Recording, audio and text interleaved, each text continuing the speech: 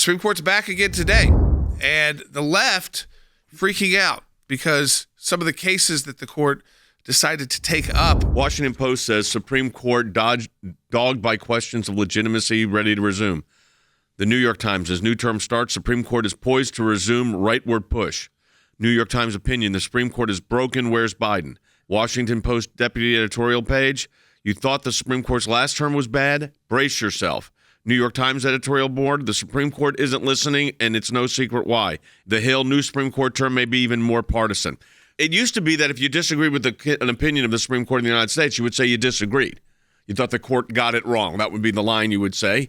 But now, the left, at least, is taking the position that if they disagree with the court's opinion, or the court doesn't come out on a case the way they'd like it to come out, Andy, now the court's not legitimate. You attack the legitimacy of the court and say that the court is an illegitimate institution, as Donald Verrilli, who was formerly the Solicitor General under President Obama, made a statement that really summarizes it all from the point of view of the left.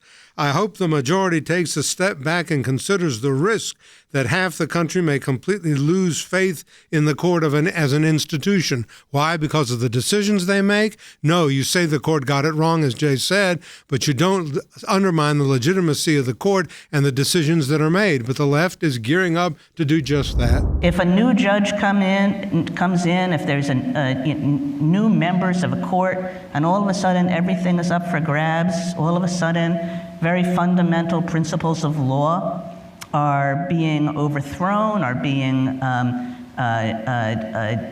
replaced, then people have a right to say, what's going on there? That doesn't seem very law-like. That just seems as though people with one set of policy views are replacing another. Well, it's called the Constitution of the United States. It vests in the president the authority to nominate and appoint judges to the Supreme Court of the United States on the advice and consent of Congress. And of course they're going to have maybe different positions. So we don't have Dred Scott anymore. Karamazov should be off the books. Plessy versus Ferguson. Roe versus Wade. I mean, you can go right down the list.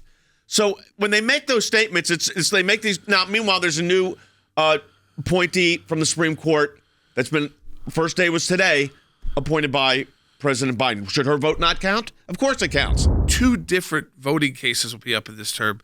One on the Voting Rights Act specifically, one on elections and who has the ability for oversight of elections. This Supreme Court is more inclined to look back to the states and to give the states, or as they say, the people, the right to make these determinations and not to impose federal or congressional oversight on these, and to look at them with an eye toward giving the people and the state courts more oversight and more word and say-so as to how districting is done, how elections are being handled, and so forth. There's one religion case on there, but there's now two that at least have been docketed, and that is the city of Ocala versus Rojas and Hale, and we represent the city of Ocala. This was a citywide prayer vigil. The NAACP was involved in the prayer vigil, other groups, but groups that were, quote, offended by the prayer vigil taking place filed a lawsuit, and the question's going to be, can these offended observers have standing to challenge a practice they disagree with in the United States of America? And the court has toyed with this issue for 40 years. This gives them a chance to get it right. So that case, the petition for writ of certiorari, has been filed with the U.S. Supreme Court, so we are docketed as 22-278. It's a very different world than when we started, 40 years ago. And we've been at this for 4 decades. I said today, with the case we just filed at the Supreme Court, we've had cases in the 80s, 90s, 2000s, 2010, 2020s. You know how many decades that is? 5. 5 decades we've been before the Supreme Court of the United States. And then you've got these state court actions. Then you've got these administrative procedures that we're dealing with. And, so we're highly engaged